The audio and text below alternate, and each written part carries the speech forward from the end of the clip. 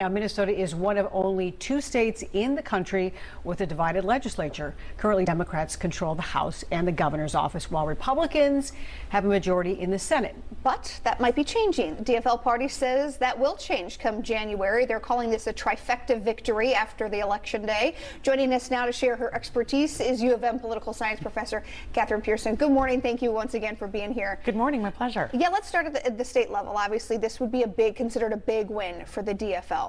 What does that mean? How does that change things? Does it really change things? Well, if indeed the DFL has unified party control of the government in Minnesota, both the governor's mansion and the state house and Senate, that means a lot in terms of the surplus, in terms of decision makings about all sorts of policies, the economy, crime, public safety, education, many of the DFL priorities that sort of, got in the compromise package, but then was never actually voted on. There was no special session in the end. That would really mean a lot for the DFL to be able to advance their agenda. Now, that's not to say that every DFLer would necessarily be on board. There would still be compromise necessary, but nonetheless, I think the DFL could be poised to fulfill many of its campaign promises that might be much more complicated with divided government.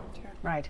Okay, so we're still waiting. We know there are some voter turnout totals that we haven't received yet. So what are you thinking as far as like this year compared to last midterms? Was there a bigger turnout in general? 2018 set a record for Minnesota in terms of midterm turnout with 64%, and it was also a record nationally with the highest voter turnout in a midterm.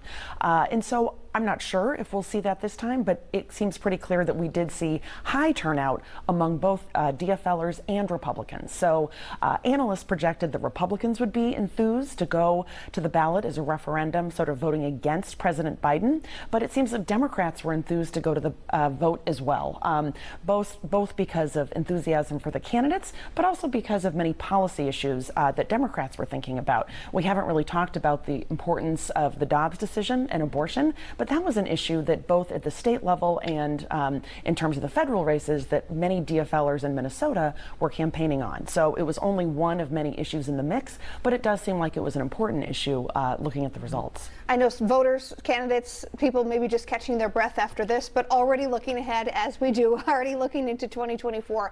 What do the results from here in Minnesota and across the country, what does that indicate for the next contest? Well, that's right. We know that former President Trump is making some sort of announcement on November 15th. And I think the fact that many of the endorsed candidates, Trump's endorsed candidates, either lost or didn't do as well as anticipated last night is a real blow to him. And the fact that DeSantis in Florida did so well so early, and Florida did see a red wave. Most of the country really did not. It was more status quo, but Florida did see some pretty significant Republican gains, which only helps DeSantis going into the 2024 nominating contest.